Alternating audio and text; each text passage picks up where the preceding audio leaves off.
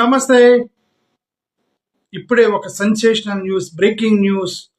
అసలుకి కొన్ని ఛానల్లో ఆ థంబ్‌నెయిల్ చూసి అస్సలకి బుర్ర పోయింది. ఆ థంబ్‌నెయిల్ చూసి ఏంటి ఆ థంబ్‌నెయిల్స్, ఎస్సీలు క్రైస్తవులుగా మారితే రిజర్వేషన్ పోయిద్దని సెన్సేషనల్ జడ్జిమెంట్ ఇచ్చిన సుప్రీంకోర్టు అని చెప్పేసి ఈ గోడీ మీడియా కొడుతున్నారు. తెలుగు మీడియా వాళ్ళు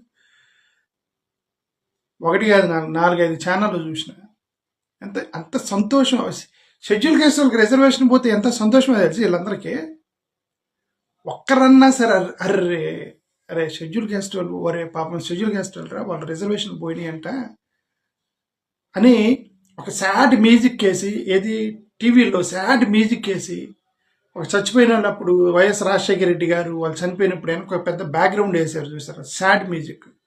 అలా సాడ్ మ్యూజిక్ వేసి దళిత క్రైస్తవులకి రిజర్వేషన్స్ కోల్పోయిన మేము చాలా బాధగా వ్యక్తపరుస్తున్నామని ఒక్క ఛానల్ సంతోషంగా పండగ చేసుకుని గోడీ మీడియా వాళ్ళు మొత్తం, ఈ తెలుగు ఛానల్ మొత్తం పండగ చేసుకుంటారు దాన్ని.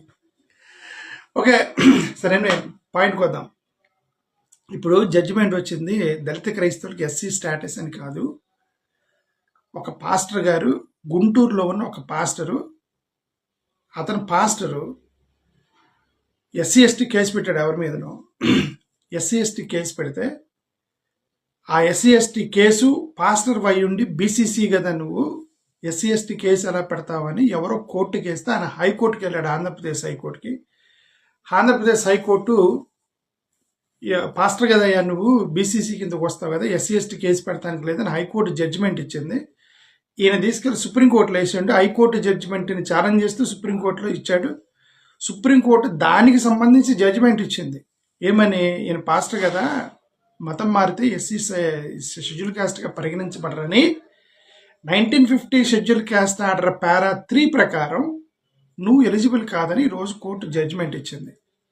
అంతే తప్ప ఆ ఫైనల్గా 1950 షెడ్యూల్ క్యాస్ట్ ఆర్డర్ని ఛాలెంజ్ చేస్తూ కోర్టులో వేశారు కదా, అది ఇంకా జడ్జిమెంట్ రాలేదు. మీరేం కంగారు పడకండి. ఈ గోడీ మీడియా వాళ్ళు, తెలుగు గోడీ మీడియా, ఈ తెలుగు గోడీ మీడియా ట్రాప్లో మీరు పడకండి, మీరేం కంగారు పడకండి. ఓకే, ఆ జడ్జిమెంట్ ఆర్గ్యుమెంట్ ఇంకా పెండింగ్ ఉంది. ఇది ఒక చిన్న pastor case. First of all, ఇట్లాంటి పాస్టర్లకు నేను చాలాసార్లు చెప్పాను, ఇట్లాంటి పాస్టర్లు మీరు 100 కోట్లు వేసినా సరే మీరు ఓడిపోతూనే ఉంటారు. ఎందుకంటే 1950 షెడ్యూల్ క్యాస్ట్ ఆర్డర్ పారా 3 ఉంది కదా, ఆ పారా 3 ప్రకారం నువ్వు ఎన్ని కోట్లు కేసు వేసినా దాని ప్రకారం జడ్జిమెంట్లు ఇస్తూ ఉంటారు వీళ్ళు. దాని ప్రకారం జడ్జిమెంట్లు ఇస్తే నువ్వు 1000 కేసులు వేసినా ఓడిపోతూ ఉంటారు మీరు. ఫర్ ఎగ్జాంపుల్, ఒక ప్రిన్సిపల్ లేటుగా వచ్చిన పిల్లలకి 50 రూపాయలు ఫైన్ అయ్యిండి అని ప్రిన్సిపాల్ ఒక ఆర్డర్ ఇచ్చాడు అనుకోండి. లేటుగా వచ్చిన పిల్లలకి 50 రూపాయలు తీసుకోండి ఒక్కొక్కటి దగ్గర అని. ఎవడో పిల్లోడు నేను కట్టను అన్నాడు. ఓకే, వీళ్ళు కోర్టుకు వెళ్ళారు. ఏమని, ఇది 50 రూపాయలు కట్టాలి సార్, ఇది కట్టలేదు అని ప్రిన్సిపల్ ఆర్డర్ ఉంది, కానీ ఇది 50 రూపాయలు కట్టనంటున్నాడు అని అంటే, వాడు నేను ఎందుకు కట్టాలని కోర్టుకు వెళ్తాడు. వాడు కొడితే ప్రిన్సిపల్ చెప్పాడు కాబట్టి నువ్వు కట్టాలని కోర్టు జడ్జిమెంట్ ఇచ్చింది. ప్రిన్సిపల్ ఆర్డర్ ఉంది బాయ్, ప్రిన్సిపల్ ఆర్డర్ ప్రకారం నువ్వు కట్టాలని చెప్పి కోర్టు జడ్జిమెంట్ ఇచ్చింది. ప్రిన్సిపల్ ఆర్డర్ తప్పు అంటే అది సపరేట్ కేసు. అది ప్రిన్సిపల్ ఆర్డరే తప్పు అంటే సపరేట్ కేసు అది. ఓకే, సో కాబట్టి ఇప్పుడు వచ్చిన జడ్జిమెంట్ ఈ సభ కేసు అనమాట. ఏది 1950 షెడ్యూల్ క్యాస్ట్ ఆర్డర్ పారా 3 అనేది తప్ప రైట్ అనేది ఇంకా జడ్జిమెంట్ రాలా. దాని మీద కమిషన్ వేశారు కదా, బాలకృష్ణన్ గారి మీద 1 మ్యాన్ కమిషన్ వేశారు కదా సంవత్సరానికి, అది ఇంకా పెండింగ్లో ఉంది. అది ఎవరో పాస్టర్ గారు నాకు SC certificate, SC ST case పెడితే పాస్టర్ నువ్వు ఎట్ట పెడతావని జడ్జిమెంట్ వచ్చింది అంతే. కాబట్టి మీరు కంగారు పడకండి. నేను గతంలో మీరు చాలాసార్లు చెప్పింది ఏంటంటే, మీరు ఎలాంటి కేసులు ఎన్ని వేసినా మీరు ఓడిపోతూ ఉంటారు, మీరు అసలు వెళ్ళొద్దు, అట్లాంటి కేసులు పెట్టుకుని వెళ్ళొద్దు. మీరు 1950 షెడ్యూల్ క్యాస్ట్ ఆర్డర్ పారా 3 రైటా రాంగా అనేది తేలేంత వరకు మీరు కేసు కోర్టులో జడ్జిమెంట్లు ఓడిపోతూ ఉంటారు. మీరు చేయగలిగింది ఒకటే, మీరు కనుక అఫీషియల్గా మతం మారితే, మీరు క్రిస్టియన్ అని మీరు క్లెయిమ్ చేస్తే మాత్రం మీకు ఎస్సీ స్టేటస్ రాదు. నేను క్రిస్టియన్ని అని మీరు క్లెయిమ్ చేస్తే తప్ప మీరు కోర్టుకి వెళ్ళినా వేస్ట్. ఇట్లాంటి కోర్టు జడ్జిమెంట్లు వస్తూ ఉంటే వాళ్ళు పండగ చేసుకుంటూ ఉంటారు. ఇలా రోజుకు ప్రతి నెల ఒక జడ్జిమెంట్ వచ్చింది. ఒకసారి మద్రాస్ హైకోర్టులో, ఒకసారి ఆ కోర్టులో, ఒక కోర్టులో వస్తూ ఉంటాయి. ఎందుకు అవన్నీ 1950 షెడ్యూల్ క్యాస్ట్ ఆర్డర్ బేస్ చేసుకుని ఇస్తూ ఉంటారు జడ్జిమెంట్లు అవన్నీ. ఇప్పుడు వీళ్ళందరికీ పండగ చేసుకుంటారు దాని గురించి. కాబట్టి మీరు ఆ కోర్టులకు వెళ్ళకండి. ఫస్ట్ ఆఫ్ ఆల్, ఎవరైనా పాస్టర్లు ఎవరైనా, మీరు ఎస్సీలు కాదు, మీరు కోర్టులకి 1950 షెడ్యూల్ క్యాస్ట్ ఆర్డర్ని ఆ గోడ పగలగొట్టేంత వరకు ఇవన్నీ వేస్ట్, మీరు ఓడిపోతూ ఉంటారు. ఓకే, నేను గతంలో ఏం చెప్పానంటే షెడ్యూల్ క్యాస్ట్ వాళ్ళకి మత స్వేచ్ఛ కోసం కొట్లాడండి, ఈజీగా వచ్చేసిద్దని నేను గతంలో చెప్పాను. నేను యాక్చువల్గా నాకు చాలామంది కామెంట్లు పెడుతున్నారు, అన్న నువ్వు వెళ్ళి కొట్లాడు. నేను కొట్లాడతానా? నేను 1998 మెమో మీద కొట్లాడినప్పుడు నా వెనక తెలుగుదేశం వాళ్ళు హెల్ప్ చేశారు. నాకు తెలియదు వాళ్ళు తెలుగుదేశం వాళ్ళని. జగన్మోహన్ రెడ్డి గారి గవర్నమెంట్ మీద నేను అప్పుడు కొట్లాడుతుంటే వెనక కొంతమంది కమాన్ అని రమేష్ అన్న అంటుంటే నేను ఇంకా నాకు సపోర్ట్ చేస్తున్నారు అనుకున్నా. తర్వాత అర్థమైంది వాళ్ళందరూ తెలుగుదేశం వాళ్ళని. ఓకే, వాళ్ళు సడన్గా నాకు సపోర్ట్ ఆపేశారు వాళ్ళు నాకు. తర్వాత అర్థమైంది ఎందులో వీళ్ళు సడన్గా సపోర్ట్ అయింది, వాళ్ళు తెలుగుదేశం అని తర్వాత అర్థమైంది. సో కాబట్టి ఇప్పుడు నాకు సపోర్ట్ చేసే వాళ్ళు ఎవరు లేరు. సపోర్ట్ చేశారు అని అంటే కోర్టులకు వెళ్ళి కొట్లాడాలంటే నా వెనక కనీసం కొద్ది ఫైనాన్షియల్ హెల్ప్ ఉండాలి. ఫస్ట్ ఆఫ్ ఆల్ ధర్నాలు చేయాలంటే ఒక 100 మంది నా వెనక ఉండాలి.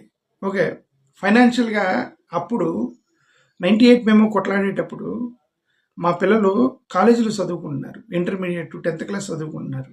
ఇప్పుడు వాళ్ళు మెడికల్ ఎడ్యుకేషన్లోకి వెళ్ళారు కాబట్టి వాళ్ళకి ఫీజులు కట్టి వాళ్ళకి ఎలాగా ఫీజులు కట్టాలి, వాళ్ళకి ఎలాగ మెడికల్ ఎడ్యుకేషన్ బయటికి రప్పించాలని ఆ బాధలో ఉండి నాకు కెపాసిటీ లేక నేను బయటకు రావట్లేదు. మీకు తెలిసి నేను ఓన్లీ వీడియోలు పెడతా కూర్చున్నా. ఎందుకంటే మా children they went to higher education, medical ఎడ్యుకేషన్లోకి వెళ్ళారు. ఇప్పుడు వాళ్ళు నేను లక్షల్లో ఫీజులు కట్టాల్సి వస్తుంది. సో కాబట్టి నాకు ఫైనాన్షియల్ కెపాసిటీ లేదు కాబట్టి ఇంట్లో కూర్చొని మాట్లాడుతున్నా. కాబట్టి మీరు కింద కామెంట్ పెట్టండి, అన్న నువ్వు కోర్టుకి వెళ్ళని కామెంట్ పెట్టకండి. నాకెవరు ఫైనాన్షియల్ సపోర్ట్ కూడా చేయరు. ఎందుకంటే జై మోడీ అంటే నాకు సపోర్ట్ చేస్తారు. రోజు మోడీ గారిని తిడితే ఏ పొలిటికల్ పార్టీలో రానిరు ఆంధ్రప్రదేశ్లో. కాబట్టి పొలిటికల్ సపోర్ట్ కూడా ఉండదు నాకు. లేదంటే ఇవన్నీ కొట్టలాడేంత 98 మెమోని ఇవన్నీ కూడా తీసుకెళ్లి సుప్రీంకోర్టులో వేసి రచరచ చేసేవాడిని. అదే సంగతి. ఓకే, చేయగలిగిన వాడికి ఏదో ఒక వీక్నెస్ ఉండిద్దని నాకు ఆ వీక్నెస్ ఉంది, ఫైనాన్షియల్ వీక్నెస్ అనేది ఉంది. So I can do that. మీరు ఎవరైనా వెళ్ళగలిగితే వెళ్ళండి, నేను I can help you out to fight and all. నేను చెప్పేది ఏంటంటే మీకు 2 మార్గాలు ఉన్నాయి. 1950 schedule caste order, 1950 schedule caste order అనేది ఒక డోర్ ఉంది కదా, ఈ డోర్కి యువతల సైడ్ 1950 షెడ్యూల్ క్యాస్ట్ ఆర్డర్, అవతలైతే ద షెడ్యూల్ క్యాస్ట్ వాళ్ళకి మత స్వేచ్ఛ. ఓకే, ఒక ఇల్లు ఉంది, ఇంటి లోపల ఉన్న వాళ్ళు బయటికి రావాలంటే ఏం చేయాలి? డోర్ పగలు కొట్టాలి. యువతలున్న వాడు లోపలికి వెళ్ళాలంటే ఏం చేయాలి? డోర్ పగలు కొట్టాలి. ఇద్దరికి అడ్డం ఒకే ఒక డోరు, 1950 షెడ్యూల్ క్యాస్ట్ అనే డోరు. వాళ్ళు పగలగొట్టినా పగిలిద్ది, మీరు పగలగొట్టినా, బయట వాడు పగలగొట్టినా పగిలిద్ది, వాడు పగలగొట్టినా పగిలిద్ది, ఆ డోర్ పగిలిపోయింది. ఇద్దరు ఎవరు కొట్టినా పగిలిద్ది అది. ఓకే, ఇప్పటి వరకు ఈ 1950 షెడ్యూల్ క్యాస్ట్ ఆర్డర్ని దళిత క్రైస్తవులకి ఎస్సీ స్టేటస్ కావాలి అని కోర్టులో వేసింది బీసీసీలు, ఎస్సీలు కాదు. కోర్టులో వేసింది బీసీసీలు. దళిత క్రైస్తవులకు ఎస్సీ స్టేటస్ ఇవ్వండి అంటే అర్థం ఏంటి? వాళ్ళు ఎస్సీలు కాదని కాదు, కాబట్టి మాకు ఎస్సీ స్టేటస్ ఇవ్వండి అంటున్నారు వాళ్ళు. బీసీసీగా మారిన వాళ్ళు కోర్టులో వెళ్ళి కొట్లాడుతున్నారు. ఏమని? మేమంటే మీ క్రైస్తవులుగా మారాము, మా సర్టిఫికేట్ తీసేశారు, మాకు మా ఎస్సీ స్టేటస్ ఇవ్వండి అని వాళ్ళు కొట్లాడుతుంటే షెడ్యూల్ క్యాస్ట్ వాళ్ళు కూడా పట్టుకొని దళిత క్రైస్తవులకు ఎస్సీ స్టేటస్, వీడు దళిత క్రైస్తవుడు అనుకుంటున్నాడు. వీడు నేను గతంలో ఒక వీడియోలో కూడా మాట్లాడు, నువ్వు దళిత క్రైస్తవుడు కాదు రాబాయ్, నువ్వు షెడ్యూల్ క్యాస్ట్ అవి. దళిత క్రైస్తవులు అంటే బీసీసీలో ఉన్న వాళ్ళు దళితులు క్రైస్తవులుగా మారి బీసీసీ సర్టిఫికేట్ తీసుకున్నామని దళిత క్రైస్తవులు అంటారు, మిమ్మల్ని షెడ్యూల్ క్యాస్ట్ వాళ్ళు అంటారు, మిమ్మల్ని చర్చికి వెళ్ళే షెడ్యూల్ క్యాస్ట్ వాళ్ళు అంటారు. కాబట్టి మీ సెక్షన్ వేరు. మీరు దళితులు, దళిత క్రైస్తవులు కాదు, మీరు దళితులు, వాళ్ళు దళిత క్రైస్తవులు బీసీసీలో ఉన్న వాళ్ళు. వాళ్ళు వెళ్ళి కోర్టులో కొట్లాడుకుంటున్నారు మాకు ఎస్సీ స్టేటస్ ఇవ్వండి అని. మీరు అదే నేను చెప్పిన వాళ్ళు బయట ఉన్నారంటే వాళ్ళు వెళ్ళిపోయారు బయటికి, వాళ్ళు పగలగొట్టిన ఇది పగిలిద్ది. ఇంకొక మార్గం ఉంది, లోపల పగలగొట్టడం. లోపల పగలగొట్టుంటే షెడ్యూల్ క్యాస్ట్ పగలగొట్టవచ్చు దాన్ని. మీరు ఎలా కొట్టాలి? మీరు మత స్వేచ్ఛ అని కోర్టులకు వెళ్ళాలి. షెడ్యూల్ క్యాస్ట్ వాళ్ళు వాడు పగలగొట్టిన ఇటు పగిలిన డోర్ పగిలిద్ది, ఇద్దరికి ఎంట్రీ ఉండేది. ఓకే, నేను చాలా మందికి చెప్పాను, వాళ్ళు కొట్టలేకపోతున్నారు. ఎందుకు? బీసీసీలు అడిగితే వాళ్ళు ఏమన్నారంటే, ఇప్పుడు మోడీ గారు రీసెంట్గా ఒక కామెంట్ చేశాడు. ఏమని? ఎస్సీ కమిషన్ కామెంట్ చేసింది ఏమంటే, మా AD50లో థామస్ అనే వ్యక్తి వచ్చాడు, AD50లో వచ్చాడు థామస్ అనే వ్యక్తి, యేసుక్రీస్తు శిష్యుడు. అప్పటి నుంచి కన్వర్షన్ జరుగుతున్నాయి, వీళ్ళందరూ ఇండియన్ క్రిస్టియన్ అని రాసుకున్నారు. 50వ సంవత్సరం నుంచి అంటే 2500 సంవత్సరాల నుంచి చరిత్ర రికార్డులు మా దగ్గర లేవు. ఇప్పుడు ప్రతివాడు వచ్చి నేను ఇండియన్ క్రిస్టియన్ అని రాసుకున్నారు, యాక్చువల్గా నేను మాలా మాదిగోండి అని మా దగ్గరికి వచ్చి సర్టిఫికేట్లు అడుగుతారు. మా వల్ల కాదని ఒక కాజ్ చూపించి తప్పించుకుంది ఎవరు? Central government. ఏమని చెప్తుంది సెంట్రల్ గవర్నమెంట్? ఇండియన్ క్రిస్టియన్లో ఎవరు మాల, ఎవరు మాదిగా, ఎవరు బ్రాహ్మణి అని మేము చెప్పలేము, వాళ్ళందరూ కన్వర్ట్ అయ్యి ఒకే పేరు రాసుకున్నారు క్రిస్టియన్ అని, కాబట్టి వీ కెనాట్ సెగ్రిగేట్. అందరూ వచ్చి నేను మాలా మాదిగా అని చెప్పి క్లెయిమ్ చేస్తారు ఇప్పుడు రిజర్వేషన్ కోసం. సో మా వల్ల కాదు, ఆ రికార్డు మా దగ్గర లేదని మోడీ గవర్నమెంట్ చెప్పి తప్పించుకుంటుంది దాన్ని. కాబట్టి మీరు అంటే ఏంటి, బయటోడికి అడ్డేస్తున్నారు, మీరేం చేయాలి, లోపలోడు కొట్టాలి. లోపలోడు అంటే షెడ్యూల్ క్యాస్ట్ వాడు కొట్టాలి. షెడ్యూల్ క్యాస్ట్ వాడు పోయి ఇదిగోండి నా సర్టిఫికేట్, ఎస్సీ సర్టిఫికేట్, నేను హిందువుని లేదా సిక్కుని లేదా బుద్ధిస్ట్ని, ఇదిగో నేను ఎస్సీ ఉండి, ఇంక దాంట్లో అబ్జెక్షన్ ఏం లేదు కదా, నాకు మత స్వేచ్ఛ, నేను నా ఇష్టం వచ్చిన మతానికి నేను పోతా, క్రిస్టియనా ముస్లిం ఎక్కడికంటే ఆడిపోతా అని మత స్వేచ్ఛ మాట్లాడు. ఈజీగా వచ్చింది, సంవత్సరంలో మీకు జడ్జిమెంట్ వచ్చింది షెడ్యూల్ క్యాస్ట్ వాడు కొట్లాడితే. బీసీసీలు 20 సంవత్సరాల నుంచి కొట్లాడుతున్నారు, వాళ్ళు చేయలేరు దాన్ని. ఎందుకు? 100 రీజన్ చెప్తున్నారు. ఏమని? మీరు బిషప్లు, మీరు ఫారెన్ ఫండ్ వచ్చింది మీ దగ్గర నుంచి, మీరు ఇంగ్లీష్ బాగవచ్చు, మీరు ఎక్కడెక్కడ చదువుకొని వచ్చారు, మీరు సంస్థలు నడుపుతున్నారు, పెద్ద పెద్ద స్కూల్స్ కాలేజీలు పెద్ద పెద్ద చర్చిలు నడుపుతున్నారు మీరు, ప్లస్ మీరు ఇండియన్ క్రిస్టియన్ రాసుకున్నారు, కాబట్టి 100 కారణాలు చెప్తున్నారు దాన్ని పగలగొడటానికి. ఎస్సీఓడు ఏం చెప్తాడు? సినిమా పని సొక్క వేసుకొని పోతాడు, సార్ నేను షెడ్యూల్ క్యాస్ట్ ఉండండి, నేను అది ఆ మతానికి వెళ్దాం అనుకుంటున్నాను, ఈ ఎంఆర్ఓ నాకు తీసేస్తానంటున్నాడు, నేను ఇంకా మారలేదు, మారటానికి పర్మిషన్ ఇవన్నీ అడగాలి. ఇక నీకేం చెప్తాడు రీజను? ఆర్టికల్ 225 మత స్వేచ్ఛ బ్రేక్ అయిపోయింది, తలగా సంవత్సరాలు నీకు జడ్జిమెంట్ వచ్చింది. నేను ఇది చాలామందికి చెప్తుంటే ఎవరికి అర్థం కాదు. జగన్ గారి గవర్నమెంట్లో ఇది బిల్లు పెట్టించమని చెప్పి నేను మోషన్ రాజధాని కూర్చోబెట్టి చెప్పిన, ఆ పక్క ఎవరో ఒక ఐఏఎస్ ఆఫీసర్కి చెప్పాను, వాళ్ళకి అర్థమైనట్టు తలకొప్పితే చాపట్లు చేయలేదు, మనం ఏం చేయలేం. దళితులకి మత స్వేచ్ఛ కోసం మీరు కోర్టుకు వెళ్ళండి, షెడ్యూల్ క్యాస్ట్ వాళ్ళు, బీసీసీలు గారు షెడ్యూల్ క్యాస్ట్ వాళ్ళు వెళ్తే మీకు వచ్చింది జడ్జిమెంట్. సో అది ఫైనల్గా మీరు చేయగలిగింది. ప్లస్ ఈ రోజు జడ్జిమెంట్ గురించి ఏంటంటే మీరేం కంగారు పడాల్సిన లేదు, ప్యానిక్ అవ్వాల్సిన అవసరం లేదు. వాళ్ళు ఏంటంటే అదే నేను చెప్పాను కదా, వీళ్ళకి అరే ఒక వ్యక్తికి నష్టం జరుగుతుంది, వీళ్ళందరూ దళితులే, షెడ్యూల్ క్యాస్ట్ వాళ్ళే, ఊరు బయట ఉండేవాళ్ళే, వాళ్ళ వివక్ష, వాడు క్రిస్టియన్ అయితే హిందువు, ఎవడైతే అంటే నువ్వు మాలాడి మాదిగొడివి అని వాడిని ఊర్లోకి రానిరు, వాడిని ముట్టుకోరు ఎన్ని చేస్తారు క్రిస్టియన్ అయినా సరే. అది అందరికీ తెలుసు, ఈ ఛానల్ వాళ్ళకి కూడా తెలుసు.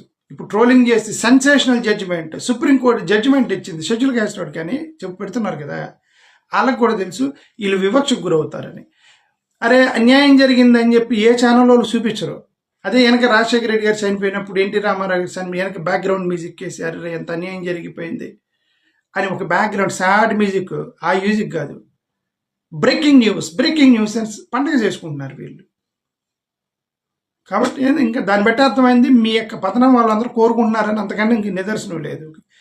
టీవీ ఛానల్లో ఈ బ్రేకింగ్ న్యూస్ వెనక్కి వచ్చే బ్యాక్గ్రౌండ్ని బట్టి మీ పతనం కోరుకుంటున్నారని ఇంతకన్నా నిదర్శనం లేదు. కాబట్టి మీరే జాగ్రత్తగా ఉండాలి. థ్యాంక్ యూ, నమస్కారం.